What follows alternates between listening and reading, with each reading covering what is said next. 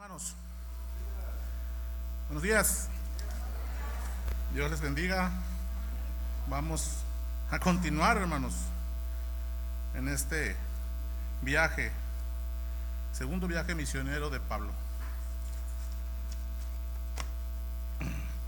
A Pablo le falló la logística, pero al Señor no. Pablo tenía un plan en este segundo viaje misionero de visitar todas las ciudades donde habían plantado iglesias en su primer viaje misionero. Vamos, Bernabé, le dijo. Mas sin embargo, pues hubo un desacuerdo entre ellos y se separaron. Y Pablo emprendió el viaje solo, por así decirlo, con Silas.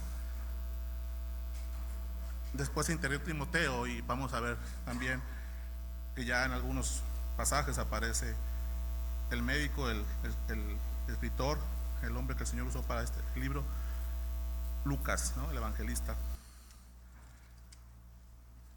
Y le digo que a Pablo le falló la logística, pero a Dios no, porque vemos que visita ciudades que no tenía pensado visitar y levanta iglesias en esas ciudades que él no tenía contemplado, pero en el poder del Espíritu Santo el Señor, por la misma persecución, pues lo llevó a ciudades como Berea, como Atenas. Y no se pierdan este desenlace, ¿no? Sigue este viaje misionero, y en el capítulo 18 vemos, ¿no?, cuando entra o va solo a la ciudad de Corinto. La semana pasada estuvimos viendo estas visitas a Tesalónica. Resaltábamos el servicio de los hermanos que aún en riesgo protegían a estos misioneros. Fueron enviados a Berea, y en Berea siguió la persecución y tomaron la decisión, y Pablo aceptó la ayuda de ser llevado de una manera protegida por mar a Atenas. Silas y Timoteo quedaron en ese lugar, probablemente levantando ancianos, obispos y bautizando gente. Recuerden que Pablo no bautizaba, él solamente predicaba. Se quedaron estableciendo las iglesias ahí en Tesalónica y Berea, y quedaron de verse en Atenas. Pablo les dice a sus acompañantes en Atenas: díganle a Timoteo y Silas que una vez que terminen el trabajo que les encomendé, me alcancen aquí en Atenas para continuar esta misión que el Señor nos ha encomendado, de predicar el evangelio a los gentiles. Evangelio, hermanos, que el día de hoy sigue transformando vidas, y por la misericordia de Dios, la próxima semana algunos hermanos y hermanas estarán tomando la ordenanza del bautismo. Oremos por ellos para que el Señor nos mantenga firmes. Estaba en la puerta hoy en la mañana y una hermana decidió: hermano, sí me voy a bautizar. Porque la lucha no es fácil, porque hay situaciones en la vida de cada uno que no nos permiten caminar, ¿no?, o correr el evangelio como quisiéramos. Mas sin embargo, en el poder del Señor, en el convencimiento del que el Señor trae la vida de cada uno, dijo esta hermana: hoy me bautizo. Así que la cita es la próxima semana, Salonina, Cayo Obregón, pasando el Chihuahuita a mano derecha. Ahí está, luego pasaremos la ubicación, hermanos. Pero es por el poder del evangelio que estos hermanos pueden tomar la decisión de bautizarse. El poder del evangelio en sus vidas, que pudo quebrantar ese corazón apartado del Señor para acercarlos a Él. Gloria a Dios por estos hermanos que tomaron esta decisión de tomar la ordenanza del bautismo. Entonces, hermanos, nos quedamos ahí, Pablo llegando a Atenas, y vamos a ver qué tiene preparado el Señor para nosotros esta mañana. Vamos a orar, y que sea el Señor el que me dirija esta mañana, que sea Él el que hable y nos instruya en un tema bastante importante y a veces pasado de largo, pero muy notorio en toda sociedad. Bendito Dios, Padre eterno, te damos gracias por tu amor, te damos gracias por tu misericordia, por la oportunidad de estar aquí, Señor. Gracias porque tú eres bueno. Gracias, Señor, por estos cantos y estas alabanzas, Padre, que son para ti, Señor, pero que nos refrescan también nuestro espíritu, Padre, y nos recuerdan que tenemos un gran Rey, un gran Salvador, a quien debemos honrar en todo momento. Perdónanos cuando no lo hacemos, y te pido tu ayuda esta mañana, Señor, para que seas tú el que hable a mis hermanos, así como has hablado a mi vida, Señor. Gracias por tu bondad, gracias por tu misericordia, Señor. Gracias porque no escatimaste a tu Hijo, Señor, y me has dado mucho más de lo que merezco. Mereciendo pues la muerte, Señor, tú me has dado vida y vida eterna. En el nombre de Cristo Jesús. Amén. Hermanos, pues este sermón no soy muy creativo, ¿no?, para ponerle nombres a los sermones. Y los primeros versículos que leímos en este en este capítulo de Hechos, en 17, 16, pues empieza a hablar de la idolatría. Así que el título de este sermón es: Dios aborrece la idolatría. Ahí disculpen el no poder ser tan creativo, pero esta es una verdad. Y he puesto solamente 2 puntos para este sermón que vamos a ver, si Dios nos lo permite, llegar al segundo. El primero es: la inquietud de Pablo ante la idolatría de Atenas debe ocuparnos en el hoy, en mi vida y la vida de la iglesia. Y el segundo son las escuelas rivales de los epicureos y estoicos, y su influencia llega hasta hoy en nuestros días. Cuando estaba preparando este mensaje la semana pasada, mencioné que quería terminar el día de hoy este capítulo, pero el Señor mueve todas las cosas al estar estudiando, y me quedé patinando en el versículo 16, y con la ayuda de Dios, si Él nos permite, probablemente lleguemos hasta el 17.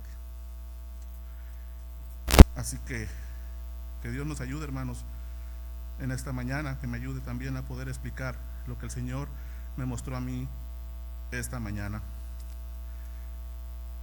Dice el versículo 16, capítulo 17 de Hechos: mientras Pablo los esperaba en Atenas, su espíritu se enardecía viendo la ciudad entregada a la idolatría. Así que discutían, dice el 17, en la sinagoga con los judíos, y piadosos, y en las plazas cada día con los que allí concurrían. Recordar, hermanos, nuevamente que Pablo había quedado de esperarse ahí a Silas y a Timoteo. Y pues, ¿qué haces en una ciudad importante, con una cultura rica, ¿no?, con grandes pasajes y avenidas, calles, probablemente tianguis, ¿no?, que disfrutar? Probablemente diríamos: vamos a Malecón de Topolobampo, diría Pablo, ¿no? Fue a dar un maleconazo, un paseo, caminando, andando. No podía quedarse quieto, siguiendo con el plan que ellos habían trazado de esperar a Timoteo y Silas. Estaba esperando en Atenas, pero dice la Escritura que su espíritu se enardecía viendo la ciudad entregada a la idolatría. Pablo observó la condición, hermanos, de la sociedad ateniense. Yo tengo una pregunta: siendo tú creyente y teniendo el Espíritu Santo en tu corazón, ¿cómo está tu espíritu al ver la condición de nuestra ciudad? ¿Puedes ver semejanzas entre Atenas y la ciudad de los mochis? Pablo tuvo una indignación profunda, mis hermanos, un pesar, una tristeza al ver tal condición. Dice que se enardecía, quizá de celo al ver que no adoraban a Dios, o quizá de tristeza al saber cuál era su condición y qué les esperaba al tener una vida sin Cristo en sus vidas. Gente preparada y culta, que sabía muchas cosas, pero siendo ignorantes de el Dios creador de todas las cosas, como hemos cantado esta mañana. Pablo, que en Filipenses 3:4-7 se declara como un hebreo de hebreos, fariseo en cuanto a la ley, en cuanto a celo, perseguidor de la iglesia. Ahora, caminando en el Señor y el Espíritu Santo, ese carácter de Pablo sale a relucir. Se enardecía. Ese celo por las cosas del Señor salieron de él. Se estaba quemando por hablarles de Cristo, y no pudo aguantarse y no esperó a sus compañeros. Pablo, caminando por las plazas, viendo esa condición, dijéramos, o dijera una hermana, ¿no?, se le retorcieron las tripas. Tuvo una gran tristeza por ver la condición espiritual de los atenienses. Quizás también tú has tenido esta sensación. A mí me pasó hace unos días, y oré al Señor para que no solamente fuera una emoción, porque también somos emocionales. Y una hermana puso un video que compartieron de Festiniños en la conferencia, ella tomó el tiempo de grabarlo con su teléfono. Se escuchaba muy bajito y tuve la oportunidad de acercarme al oído del teléfono y escuchar lo que se decía en este testimonio de evangelizar a los niños. Y me enardecí. Pero al mismo tiempo soy cobarde porque no puedo solo. Tenemos la oportunidad nuevamente de predicarle a los niños el próximo año. Ahí está la invitación. ¿Dónde están los que me van a acompañar? ¿Y cuál lugar será donde prediquemos su palabra? ¿Lo haremos? No lo sé. Y por eso oré, que no sea una emoción, sino un convencimiento de que la niñez ocupa a Jesucristo igual que los adultos, igual que todas las personas sin Cristo en el mundo. Entonces, hermanos, la idolatría en Atenas no era un fenómeno religioso, era algo cultural, hermanos, ya que las ciudades griegas estaban profundamente influenciadas por diversas creencias. Y Pablo, en vez de rechazar la ciudad, siente compasión o quizás celos, como les menciono, porque Dios no estaba siendo adorado en ese lugar. Y a partir de ahí siente esa gran necesidad y comienza a predicarles el evangelio. Era tal grado la idolatría en ese lugar que un hombre, no apunté el nombre, pero me acordé ahorita de la frase que decía que es más fácil encontrar un Dios en Grecia que un hombre. Era más fácil encontrar un Dios en Atenas que a un hombre, a una persona de ese grado. Era la idolatría. No muy diferente. Caminas por los bulevares, está llena de nichos. Ahora también adoran la Santa Muerte, le llaman, ¿no? Viven esclavizados, rindiendo culto a algo que desconocen, a las cosas de las tinieblas, y aborrecen la luz del Señor. Pero algo que debemos entender, hermanos, ¿qué es idolatría? ¿Qué es la idolatría? La adoración, hermanos, perdón, la idolatría es algo, ¿no? O es la adoración de algo, perdón, que no sea Dios. Está en la raíz de todo pecado. La idolatría está en la raíz de todo pecado, y en términos simples es todo aquello que te aleja de Dios o que no te permite caminar con el Señor. Quizás muchos de ustedes estén como yo ahorita, ¿no? Con mis rodillas cojeando, y espiritualmente estamos cojeando con el Señor. No podemos caminar con la libertad por ese dejo de pecado que todavía hay en nuestras vidas, por ese dejo de idolatría que también todavía podemos tener aún caminando con el Señor. Entonces, hermanos, la adoración a todo aquello que no sea Dios es idolatría, y siempre está inmiscuido en todo pecado. ¿Recuerdan el pecado de Adán y Eva? ¿Cuál fue el pecado de Eva? ¿Qué le dijo la serpiente? Se es como Dios. ¿Cuál fue el pecado de Satanás antes de su caída? Querer tomar el lugar de Dios, ser como Dios, quererle robar su gloria. Entonces, el primer pecado fue la idolatría, hermanos, en desobediencia a lo que el Señor había mandado, el querer tomar su lugar. Y por eso que también ahí la idolatría se encuentra en la raíz de todo pecado en nuestras vidas, porque busca robar la gloria de Dios, y Dios es el único que merece toda la gloria. Entonces, hermanos, Dios, al no querer compartir con nadie su gloria, deja mandamientos a su pueblo escogido, y las consecuencias en caer en pecado de la idolatría. Y nosotros, que somos bien diestros y buenos para memorizar, el mandamiento viene en Éxodo 20, 3 al 6. ¿Recuerdan este mandamiento? Acompáñenme a Éxodo 20, 3 al 6. ¿Qué dice el Señor a su pueblo? Y esto está en la ley de Dios. Éxodo 20, versículos 3 al 6. No tendrás dioses ajenos delante de mí, dice el Señor. No te harás imagen de ninguna semejanza de lo que esté arriba en el cielo, ni abajo en la tierra, ni en las aguas debajo de la tierra. No te inclinarás a ellas, ni las honrarás, porque yo soy Jehová tu Dios, fuerte, celoso, que visito la maldad de los padres sobre los hijos hasta la tercera y cuarta generación de los que me aborrecen, y hago misericordia a millares, a los que me aman y guardan mis mandamientos. A mí de chiquito me lo enseñaron de manera diferente. Amarás a Dios sobre todas las cosas. Puedo amar a este ídolo, pero por encima está el Señor. Y ese es un engaño. Dice el catolicismo, nosotros no adoramos imágenes, solamente las veneramos. No soy un experto, pero me suena sinónimo.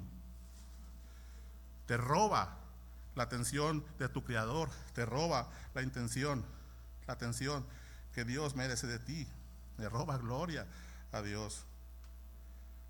Levítico 19:4. También en el libro de Levítico 19:4 dice lo siguiente: no os volveréis a los ídolos, ni haréis para vosotros dioses de fundición, yo Jehová nuestro Dios. No haréis para vosotros dioses de fundición, yo Jehová nuestro Dios. Dioses hechos con nuestras manos. ¿No? Isaías, hermanos, en el capítulo 44, aquí son varios versículos, habla mucho acerca de este tema, también de manera irónica, de manera incomprensible, ¿no? ¿Cómo es posible, no? Que crean en un Dios hecho de mármol, te inclines, le adores y piensas que te dará lo que le has pedido, algo que tú hiciste. O diría una persona, ¿dónde se le metió lo santo a este San Juditas?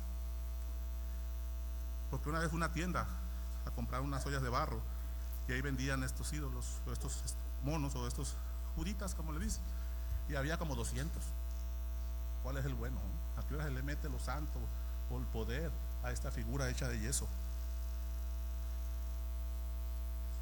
Dice Isaías 44:9: los formadores de imágenes de talla, todos ellos son vanidad, y lo más precioso de ellos para nada es útil, y ellos mismos son testigos para su confusión de que los ídolos no ven ni entienden. ¿Quién formó un Dios o quién fundió una imagen que para nada es de provecho?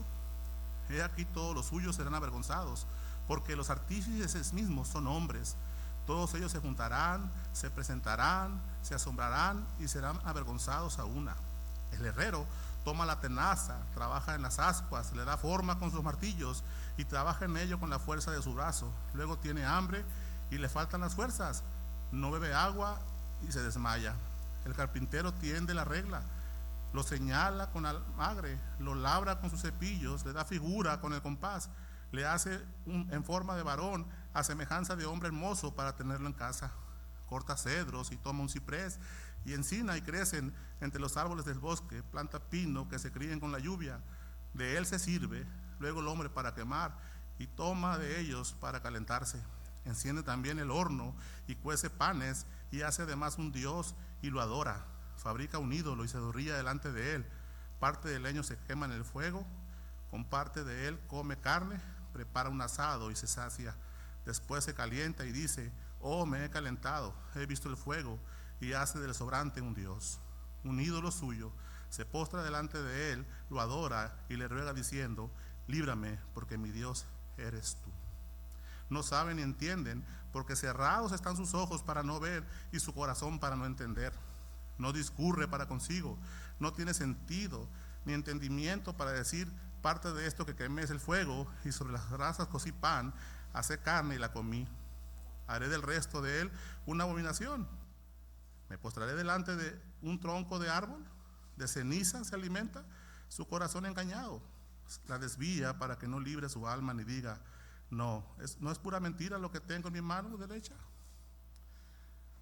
Estamos, hermanos, conscientes cuando estábamos en el Señor de que esos ídolos no servían para nada. Y en Primera de Juan, si has leído Primera de Juan y todas sus enseñanzas que Juan transmite en esta carta acerca del amor y de cómo debemos comportarnos y conducirnos en la iglesia y con los hermanos del Señor, termina su carta en Primera de Juan 5:21. Nos da una exhortación: hijitos, con el mayor de los cariños, hijitos, guardaos de los ídolos. Hermanos, necesitamos guardarnos de los ídolos. ¿Cómo está nuestra sociedad en cuanto a los ídolos? ¿Qué influencias idólatras nos rodean? Muchas, y culturales. Semana Santa, centros ceremoniales, los famosos judíos, matachines, ¿no? Cosas culturales mezcladas con creencias religiosas, cosas en las cuales yo participaba antes, cosas de las cuales me ha rescatado el Señor. En familia misma, mi abuelo participaba de manera directa, era líder de los judíos, chicotero le decían, y adoraban estatuas, paseaban a todas estas figuras, ¿no? ¿Cómo está nuestra sociedad? ¿Puedes verlo? ¿Qué influencias idólatras nos rodean? ¿Siguen influenciando tu vida, tu familia? ¿Ejerce presión ante esto? Una vez mi madre me compartía acerca de la Virgen de Guadalupe, más bien con una tía platicaban de eso, iban a recibir la Virgen allá en el Ejido. Yo estaba con mi cuñado, sentado serio, escuchando la plática, y sin participar. Y en eso mi madre me preguntó acerca de algo y me dijo: ay, tú no crees en la Virgen. Y luego me hace una pregunta, ¿no? Con aquellas palabras amorosas de una madre: ay, ¿y por qué no crees en la Virgen? Como un creyente cobarde, que le digo. Y mi cuñadito, que estaba pequeño en ese entonces, le dijo: porque es mentira, doña Andrea. A veces no podemos decir palabras tan simples. Están creyendo una mentira. El yeso lo venden por kilos en las tiendas de materiales para construcción.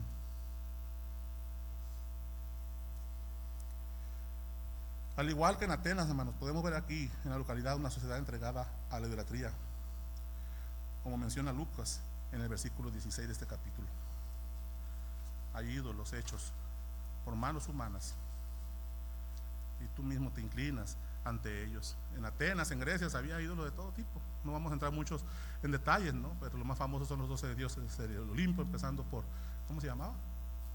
Zeus, ¿no? Y vamos a ver un poquito más de ellos.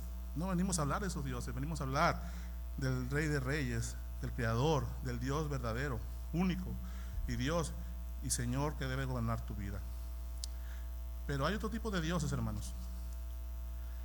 Cuando llegamos al Señor o estamos empezando a caminar con Dios, pareciera fácil quitar de nuestras paredes los cuadros de los ídolos, o de las esculturas o adornos de todo tipo.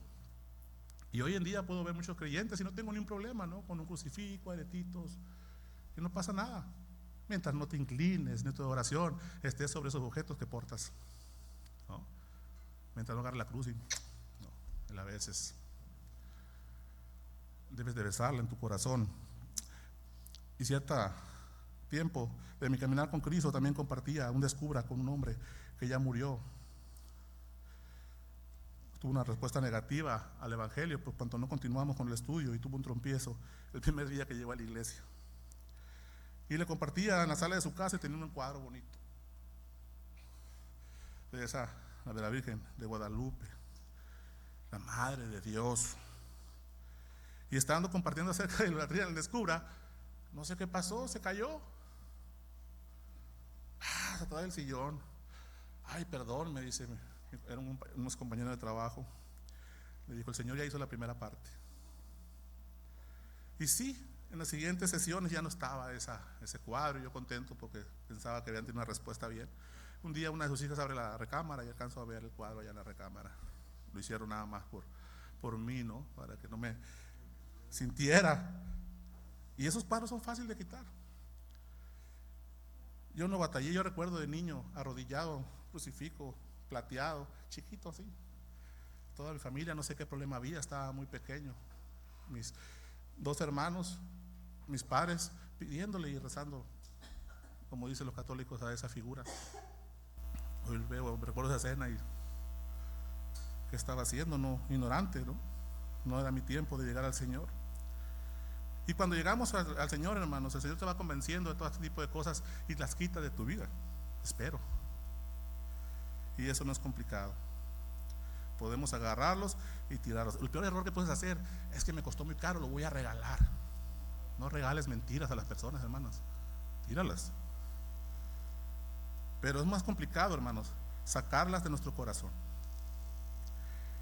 Hay ídolos en nuestro corazón que nos formamos en nuestros pensamientos, ¿no? Como si el corazón tuviera manos y formara su propio ídolo.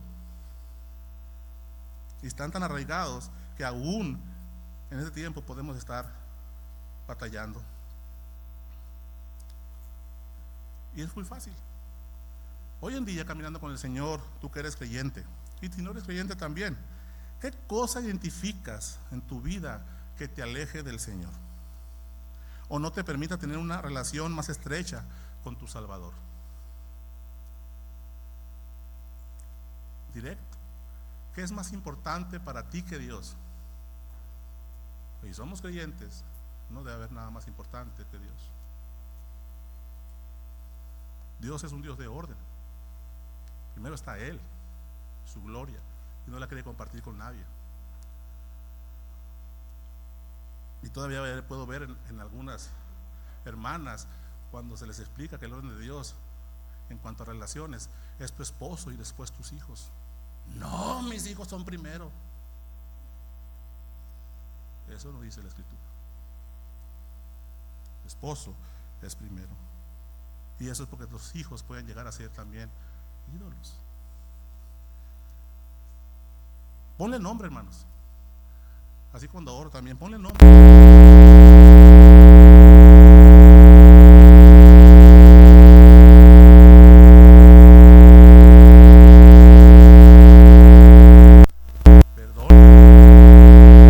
Perdóname porque he sido ratero, avaricioso. Ponle nombre también a los ídolos. En las relaciones, tu pareja, tu esposa, tu hijos, amigos, pueden convertirse en un ídolo, hermanos, si se convierten en la fuente principal de identidad o felicidad. Hemos sido sacudidos como iglesia de muchas maneras. El Señor ha quitado a los hombres que están dirigiendo esta iglesia por un motivo u otro, y muchos han salido de la iglesia por esa causa, porque tenían en su corazón un ídolo, el hombre que se paraba aquí enfrente a predicar la palabra de Dios. Cuidado con idolatrar. Yo no voy a ir ahora al culto porque va a predicar el hermano Aldo, mejor me quedo en la casa. No me gusta cómo predica tal o cual hermano. Pon atención al mensaje y no al que está aquí enfrente, que es peor que cualquiera. Las sustancias, hermanos, aquí lo siento, ¿no? La adicción a la cafeína. Ya me aventé 2 antes de subirme aquí. El tabaco, y también me dolió, los alimentos pueden ser un ídolo. Pueden ser un ídolo. ¿Y qué tal de entretenimiento, hermano? La televisión, el internet y todos sus derivados, los libros, los videojuegos o cualquier otra actividad de ocio pueden convertirse en un ídolo si se anteponen a Dios, hermanos. Es sencillo. ¿Cuánto tiempo pasas leyendo y cuánto tiempo pasas viendo la televisión? Sí.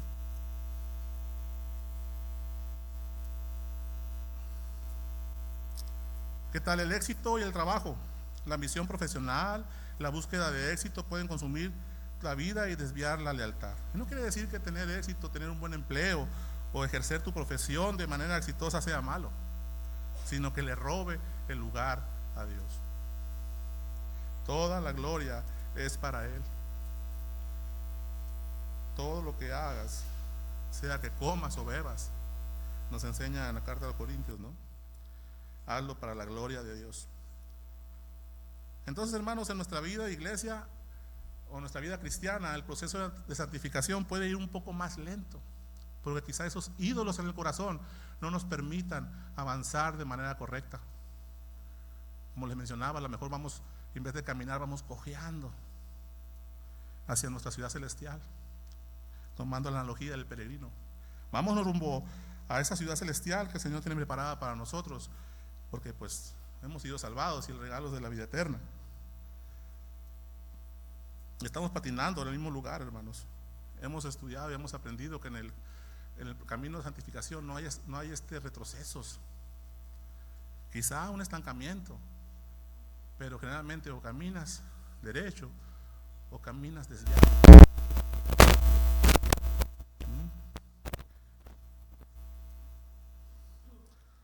Ahí estamos, hermanos.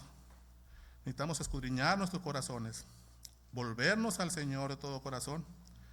Y Él quiere que cumplamos el mandamiento dado por Él. ¿Cuál fue el mandamiento que el Señor Jesús nos dio? Vayamos a Mateo 22:37. No lo sabemos de memoria. Y si no, deberíamos de saberlo. ¿Cuál es el gran mandamiento? El mandamiento que el Señor Jesús nos dio en Mateo 22:37 dice: Jesús les dijo: amarás al Señor tu Dios con todo tu corazón y con toda tu alma y con toda tu mente. Y no sabemos también el que sigue, ¿no? Y amarás a tu prójimo como a tú mismo. Pero vámonos nomás con el primero. Amarás al Señor tu Dios con todo tu corazón, con toda tu alma y con toda tu mente. Y te voy a hacer una pregunta, hermanos. ¿Estás amando a Dios con todo tu corazón? A ver otra vez. ¿Estás amando a Dios con todo tu corazón? Vamos a leer de nuevo. Jesús les dijo: amarás al Señor tu Dios con todo tu corazón, con toda tu alma y con toda tu mente. Te vuelvo a hacer la pregunta. ¿Estás amando al Señor con todo tu corazón? Lee de nuevo.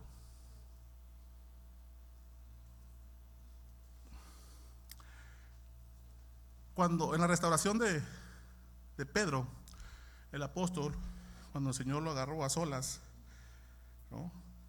Y el Señor le dice a Pedro, y le dice: ¿me amas, Pedro? ¿Te acuerdas? No, mira, Señor, Pedro, ¿me amas? Te amo, Señor, apacienta mis ovejas. Y por tercera vez le preguntó: Señor, ¿me amas? Perdón, Pedro, Jesús le dijo a Pedro: ¿me amas, Pedro? Señor, tú lo sabes todo. Esa es la idea de este ejercicio. Lee de nuevo, hermano. Amarás al Señor tu Dios con todo tu corazón, con toda tu alma y con toda tu mente. Si Dios está preguntándote a ti también: ¿me amas?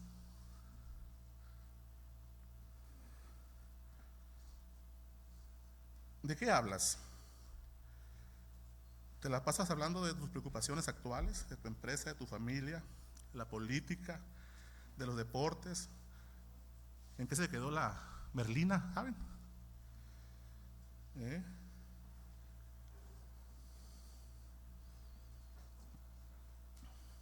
Yo nunca he visto la película del Rey León.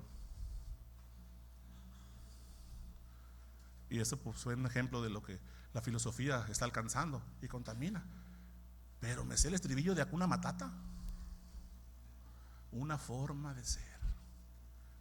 Hay que vivir sin preocuparse.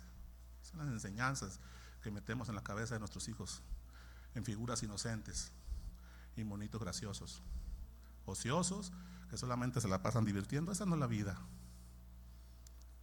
Filosofía de Atenas y de Grecia. Sin raspar muebles, no, discúlpenme. Yo sé que muchos crecieron y está muy bonita si la ves como entretenimiento, pero si ya profundizas, Hakuna Matata, no la he visto y me la sé. O quizás hablas de Dios. Y es que nos dedicamos a hablar de aquello, hermano, que tiene importancia o valor para nosotros. Porque está en nuestro corazón, pues. Y eso es lo que sale. Ahorita nos compartió el hermano, ¿no? Una mañana, el hermano Ramón, acerca de eso. Es lo que hay en tu corazón. Y me acordé de una historia que él mismo nos cuenta, ¿no? Del señor que está clavando un clavo y está un niño así. Y el niño: oh, pues estoy esperando que se golpee el dedo. ¿Para qué? Pues para ver qué dice o qué sale de su boca, ¿no? Tal como cuando te enamoras, ¿no? Solo hablas de tu novia. Como yo, que solamente hablo de mi esposa bella. O cuando presumes de ese logro, hermano, que alcanzaste recientemente. Acabo de felicitar no lo había visto, al piloto de la familia de Cristo, hermano. Gracias a Dios, que Dios te guarde en el aire. Pero por encima de tu logro, hermano, está Dios. Encomienda tus caminos a Él, porque es peligroso estar en el aire. Entonces tu vida, hermano, gira alrededor de algo, ¿no? Y esto no significa que solamente debes hablar de Dios o que sea malo tener intereses, pasatiempos fuera de las actividades de la iglesia. Mucho menos que no debes preocuparte por la familia, ni que tengas que cumplir con los deberes laborales o descuidar tu salud. No es eso. Pero saber que lo que ocupa nuestros pensamientos y conversaciones revela qué o quién es nuestro motor para tomar decisiones y acciones que terminan marcando, hermanos, el rumbo de nuestras vidas. Y aquí lo subrayé, y tan duro como suena, estamos reemplazando a Dios por aquello que en ese mismo momento se convirtió en un ídolo que se interpuso entre Él y yo, entre tú y Dios. ¿Qué se interpone entre tú y Dios? Eso es un ídolo, sea físico o lo tengas en el corazón. Y es fácil pensar que no somos idólatras, pero si existe algo que empiezas a amar más que Dios, o te descontentas con Él por no darte aquello que le pediste, ese es algo que es un ídolo en tu corazón. Ahí está el ejemplo de la escuela dominical. Señor, quiero un carro del año 2026, pero me alcanza para un 2015, ¿no? Que ser realistas. No le damos a dar gracias a Dios porque te lo dio para ese 2015, pero tú quieres un 2025 y te aferras y te endeudas y afectas a tu familia con tus decisiones, pero ya andas tirando rostro. Lo que somos de Mochis, te gustaría dar el leivazo en tu carro del año. Bendito Dios que quitó el leivazo.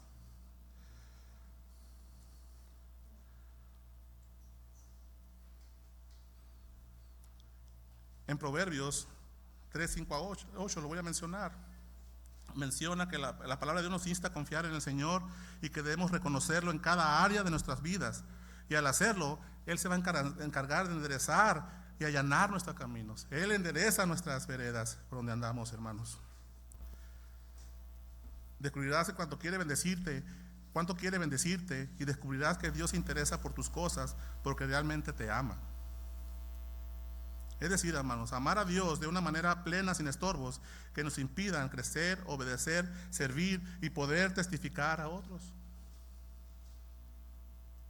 Muchas veces nuestra vida de iglesia, nuestra vida cristiana no es tan santa y vemos a otro hermano en esa misma situación de pecado o de ídolos y no le decimos nada porque pues yo estoy igual que él, porque no me he comprometido con la causa de Cristo y porque me resisto a dar gloria a Dios a aquel que me ha salvado. Necesitamos, hermanos, observarnos, ¿no? Lo que hay fuera. Necesitamos observar lo que hay fuera.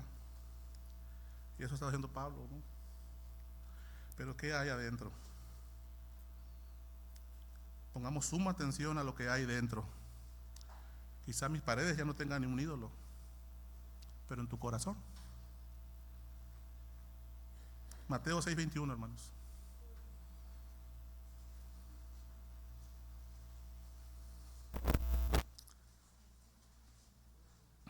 Ayúdeme a leerlo. Porque es donde está vuestro tesoro, ahí también estará vuestro corazón. ¿Dónde está tu corazón, hermanos? ¿Dónde está tu atención? ¿Dónde pasas en tu mente la mayor parte del tiempo? Allí, donde está tu corazón, ese es tu Dios.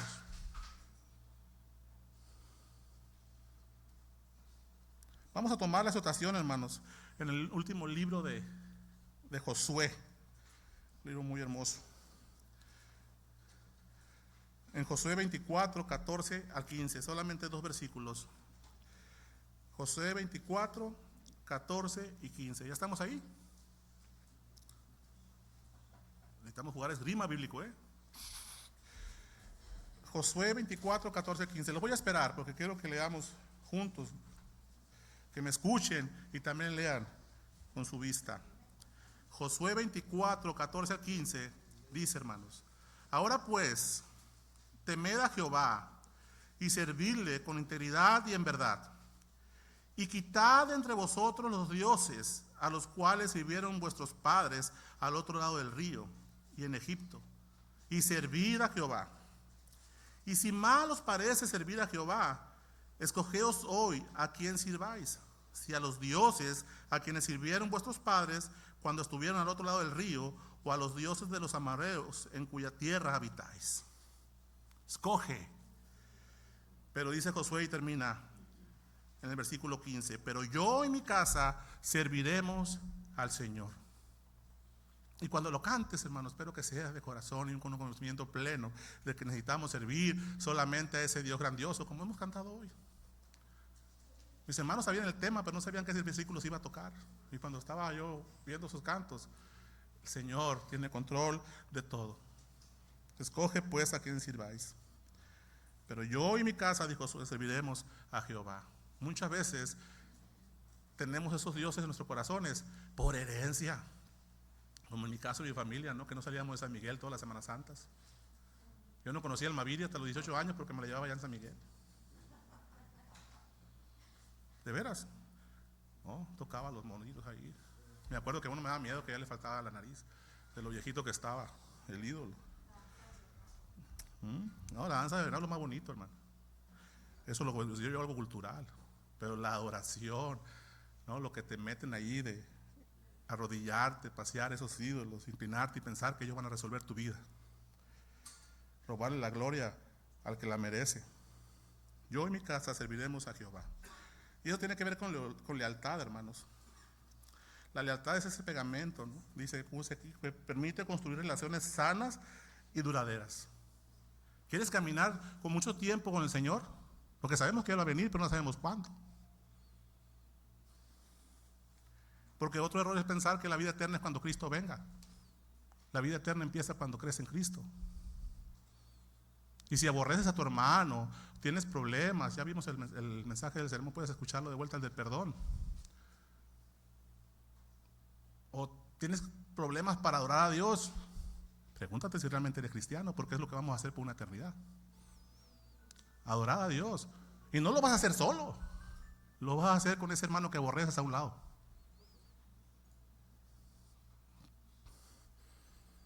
Entonces, hermanos, es una lealtad que nos permite crear con Dios una relación duradera, ¿no? Dios concibe la lealtad como el tema central de su relación con los hombres. No se regresen a sus dioses, no vuelvan a los ídolos. Juan termina con, guárdense de los ídolos. Todo está bien, y aman a su hermano, pero sus ídolos. Así como no podemos ser fieles a medias a la persona que amamos cuando te casas, ¿no? Prometo serte fiel en un 60%. Eso ya no va a funcionar cuando te casas. Así tampoco podemos amar a Dios, hermanos, y a nuestros ídolos. Porque una lealtad dividida pierde la solidez, pierde el compromiso que empuja nuestra vida de un lado a otro, como el viento arrastrado por una ola.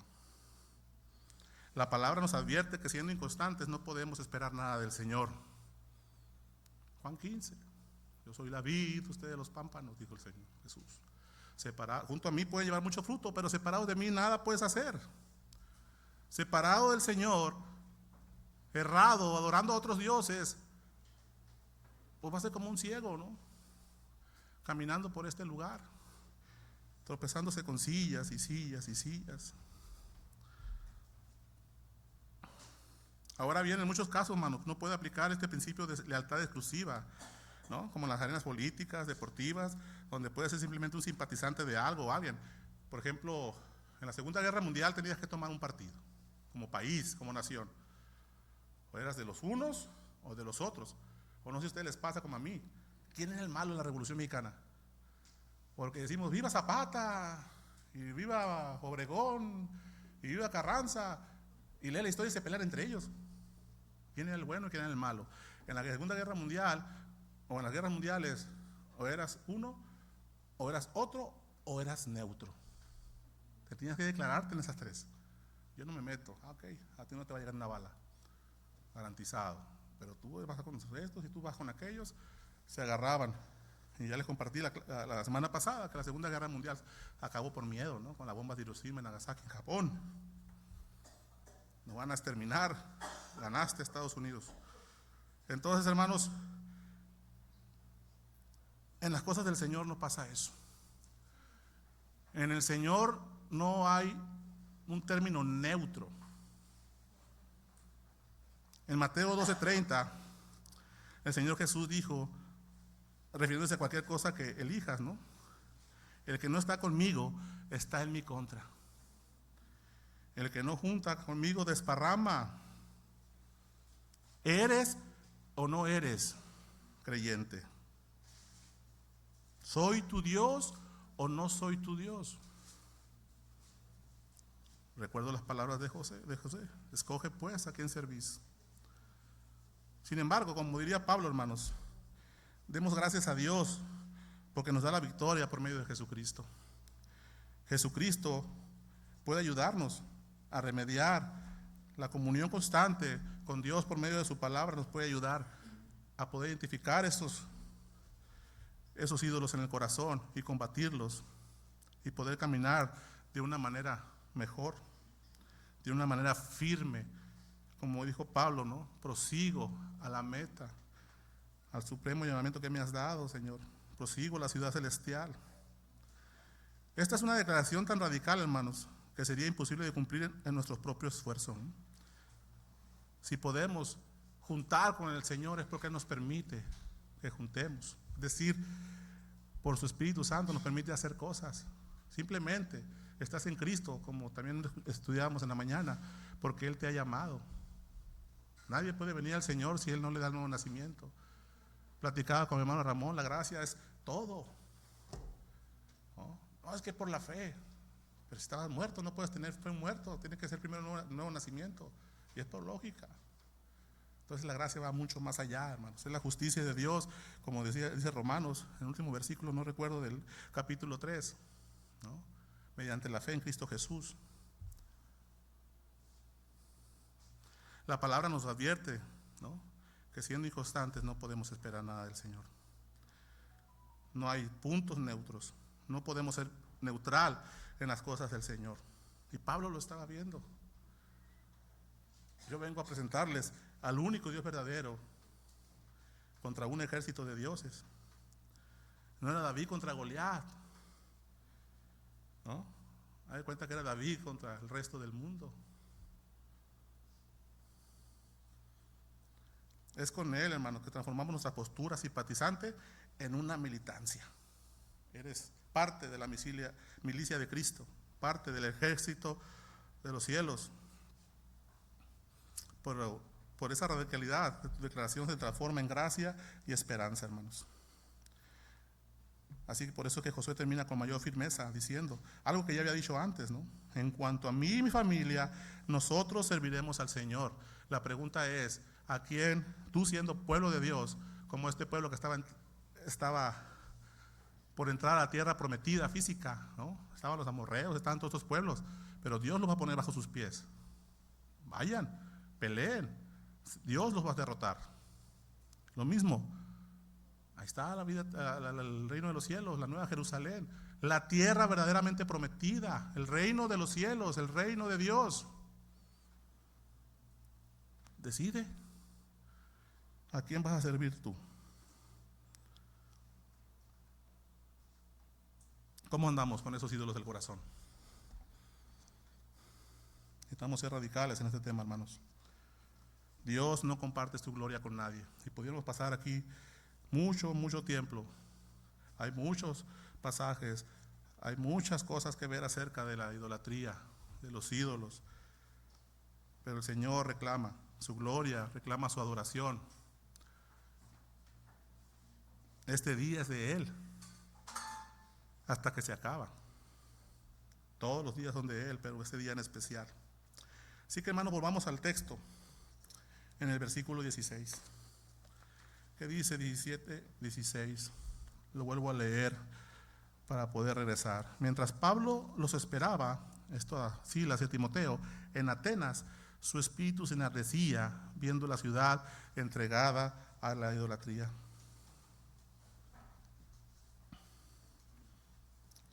Pablo, como vimos la semana pasada, lo que dice 2 Corintios 6:2, que el día de la salvación es hoy.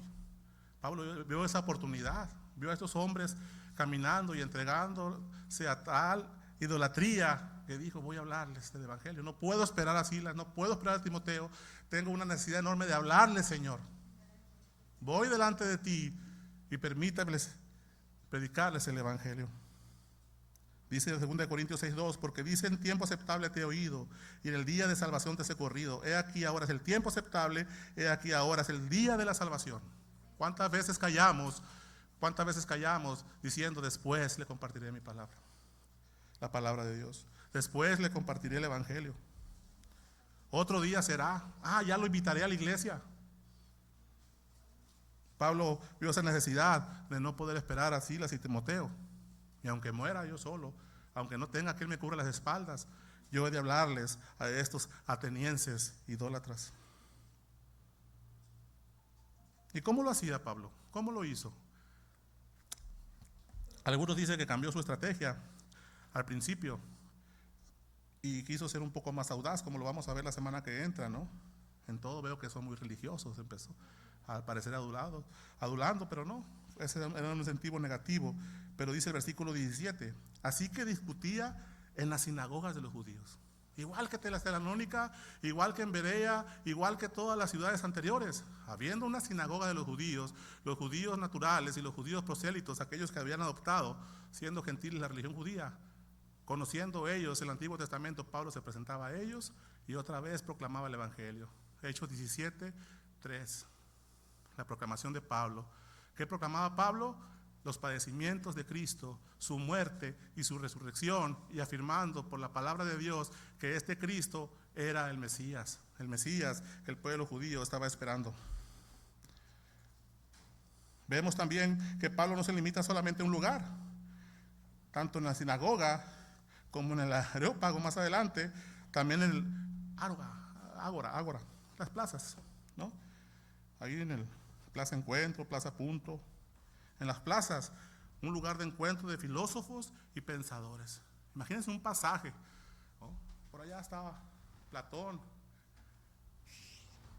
por allá está Sócrates, y los que querían se acercaban y podían escoger como el menú de un restaurante, y Pablo se acercaba a ellos y empezaba a discutir con ellos, a dialogar, preguntas y respuestas acerca de este Cristo. ¿Y qué les compartía? De los padecimientos de Cristo y su resurrección. Esto nos enseña que también nosotros podemos, hermanos. No tienes que ser solo aquí en la iglesia. Claro, invita a mujeres a la femenil, invita a hombres a varones, invita a familias, personas a la iglesia. Pero el Señor también te ha dado el evangelio a ti, la responsabilidad de compartir. Quizás estás en viernes, no te esperes hasta el domingo, hoy es el día de salvación. Tenemos la necesidad de ver, cuando sientas ese calor interno que te enardece y te lleva a la necesidad de hablarle a esa persona de Cristo, hazlo. ¿Qué te detiene? Pablo utiliza espacios públicos para compartir su mensaje de forma estratégica, y es un buen ejemplo, hermanos. Debemos ser intencionales, creativos en nuestra predicación del evangelio. Él empezaba en las sinagogas y discutía con el Antiguo Testamento, con la Biblia, ¿no? Ágora es la palabra, que quiere decir plaza, cumpliendo la gran comisión que viene en Marcos 16:15, más corta, ¿no? Me ha gustado un poco más por corta y directa: ir por todo el mundo y predicar el evangelio a toda criatura. Pablo predicaba tanto a judíos como a gentiles, ¿no? Cuando dice la escritura que iba al pueblo gentil, era la zona geográfica, pero no iba a dejar un judío interesado en las cosas de Cristo, ¿no? Sin compartirle. Pablo predicaba a las personas. Debemos estar dispuestos, hermanos, a compartir el evangelio en cualquier contexto, en el trabajo, en la escuela, en nuestras reuniones sociales y en cada oportunidad que Dios nos dé. No solamente un grupo selecto donde me sienta cómodo, porque la salvación es del Señor, hermanos. La obra de salvación en las personas la hace el Señor. Tú no estás aquí porque mi hermano Omar te discipuló, o porque mi hermano Larry es muy elocuente, o el hermano Aldo. No, hermano. Nosotros servimos al Señor, pero de Él es su obra. Pablo sembró, dice la Escritura, Pablo regó, pero el crecimiento lo da el Señor, la salvación es del Señor. ¿Y cuándo? Hoy. Y algo también que debemos, hermanos, recordar, que el evangelio es nuevo para aquellos que no lo conocen. Pero algo que descubrí hoy, no descubrí, sino que recordé hoy, que el evangelio también es nuevo para ti que tienes muchos años caminando en el Señor. Necesitamos que se nos predique el Evangelio continuamente. Necesitamos ir al Evangelio continuamente en nuestras vidas, para crecimiento, para recordarnos quién es Él y quiénes somos nosotros. Y Pablo lo hace más adelante. Menciona quién es Dios y dice: de una sola persona viene el linaje. Ustedes están aquí y yo estoy acá. Insignificantes, pero bendecidos, beneficiados por la comunión del Padre, del Hijo y del Espíritu Santo. Si estamos aquí y eres creyente, es porque Dios ha obrado en tu vida. Pero necesitamos caminar en esa santificación de camino a la ciudad celestial. En ese proceso donde sí participamos, y las cosas que en un principio dejamos las volvemos a escoger, las volvemos a agarrar. Despojémonos de todas esas cosas que nos roban la atención de Dios, que le roban la gloria de Dios, y vengamos a Él de una manera libre y directa. Creámosle al Señor. Pablo era literal: para mí el vivir es Cristo y el morir es ganancia. Podemos verlo en sus viajes misioneros, a punto de morir, pero cuando él no moría, la siguiente ocasión hablaba el Evangelio nuevamente, solo, acompañado. Él quería ir a Roma y llegó a Roma gratis, preso, fue llevado a juicio en Roma, llegó el Evangelio a Roma. Ahí está la carta a los romanos, que el hermano Ramón nos explicaba muy bien esta mañana. Hermanos, dinamitemos nuevamente al mundo con el Evangelio. Recordar que es el poder del Evangelio el que salva, y es por el oír la palabra de Dios que las personas han de venir. Y veamos y seamos observadores de la necesidad que hay en el mundo de Cristo, como Pablo observó en Atenas, una ciudad entregada a los ídolos. Y no es muy diferente en nuestra ciudad. Hay muchos ídolos, donde quiera hay nichos de ídolos. En el cerro hay uno. Se ríen de mí. Yo me acuerdo que antes llovía mucho, de que pusieron ese ídolo y ya no llueve. Batallamos para que no llegue el agua. Y los ídolos del corazón son los más complicados. Debemos, hermanos, quitar. Y concluyendo, hermanos.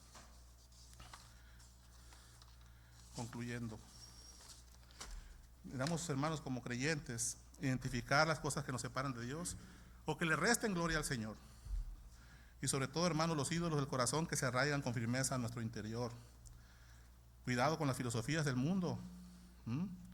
¿Quién soy? ¿A dónde vengo? ¿A dónde voy? No ha cambiado desde ese tiempo. ¿Quién eres? Eres un hijo de Dios por cuanto Cristo te ha salvado, si has creído en Cristo. ¿A dónde vas? Vas a la ciudad celestial porque Cristo lo ha prometido. Él resucitó y nos da constancia de ello. Pero mientras necesitamos servirle, cumplir sus mandamientos, amarnos unos a otros, amarle a Él con todo nuestro corazón, con toda nuestra mente, con toda nuestra fe. Fuerza, hermanos. Debemos tener cuidado de esas filosofías porque están en las iglesias entrando hoy en día. Como veremos, la de los epicúreos y los estoicos, ¿no? Que ellos creían en los placeres, pero sin dolor, sin sufrimiento.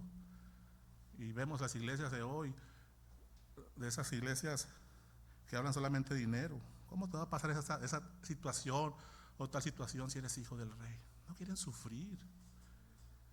Y eso es una mentira, hermanos, que nos aleja del Señor, porque cuando estamos creyendo que merezco todo y cuando mereces la muerte. Mas la misericordia del Señor nos ha dado vida y vida eterna.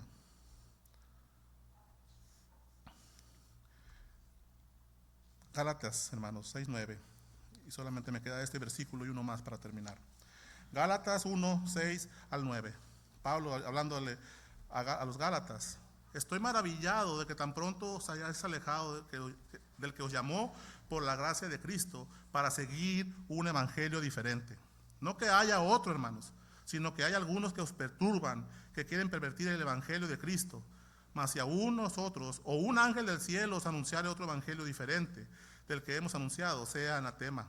Como antes hemos dicho, También ahora lo repito, si alguno predica evangelio, un diferente evangelio del que habéis recibido, sea anatema. Anatema, hermanos, significa maldito. No es que haya otro evangelio, hermanos, pero hay gente que distorsiona el evangelio. Atacar y tener claro, hermanos, que el yo es un enemigo de la cruz y debemos de bajarnos del trono y dejar a que el Señor se suba y gobierne nuestras vidas. Eso vamos a ahondar más la próxima semana. Necesitamos vivir en dependencia de Cristo. La vida cristiana se enfoca en vivir para glorificar a Dios y no exaltarnos a nosotros mismos. Enfatizar la obediencia, la humildad y la transformación interior en lugar del éxito personal, hermanos. Confiemos en la palabra de Dios, hermanos. Primera de Juan 5:20, y con eso termino. Pero sabemos que el Hijo de Dios ha venido y nos ha dado entendimiento para conocer al que es verdadero. Y estamos en el verdadero, en su Hijo Jesucristo. Y este es el verdadero Dios y la vida eterna. Y termina Juan la carta: hijitos, guardaos de los ídolos. Hermanos de Iglesia Bíblica Piedra Angular, guárdense de los ídolos, guardémonos de los ídolos. Eso nos aleja de Dios y eso no le agrada a Dios. Necesitamos vivir vidas santas para nuestro Señor. Acompáñame a orar. Bendito Dios, Padre eterno, te alabamos y te damos muchas gracias por todo, Padre, lo que haces por nosotros. Te pedimos perdón, Señor, cuando en nuestra inmadurez o en nuestro poco conocimiento, Señor, por diligencia, por el motivo que sea, Padre, adoptamos, Señor, enseñanzas que no van acorde a tu palabra. Tomamos caminos torcidos que no nos permiten avanzar con rapidez hacia la ciudad celestial, hacia alcanzar a otros con tu palabra y cumplir nuestra gran comisión. Perdónanos, Señor, porque somos pecadores. Faltamos a tu verdad, Señor. Ayúdanos a predicar tu palabra en amor, pero sin faltar, Señor, a esta verdad limpia, santa, Señor, que tú nos has dejado. Gracias por ser nuestro Dios, nuestro Rey, nuestro guía, Señor, nuestro cuidador, nuestro sustentador, nuestro guardador, Señor. Guárdanos, Señor. Guarda nuestro corazón, Padre. Ayúdanos.